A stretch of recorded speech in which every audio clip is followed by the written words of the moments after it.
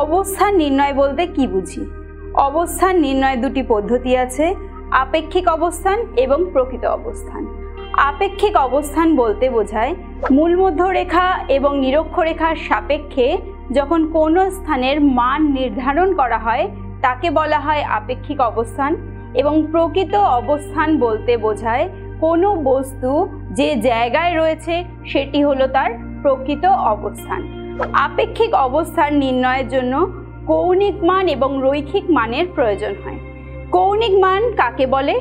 কৌণিক মান বলা হয় যখন মূলমধ্যরেখার কেন্দ্রবিন্দু এবং নিরক্ষরেখার কেন্দ্রবিন্দু কোনো স্থানের সাথে সরল রেখা করে অবস্থান করে, সেই দুটি স্থানে যখন নতুন কোণ উৎপন্ন হয় তাকে বলা হয় কৌণিক মান, অর্থাৎ সেই কোণটার যে মান তাকে আমরা বলছি কৌণিক মান।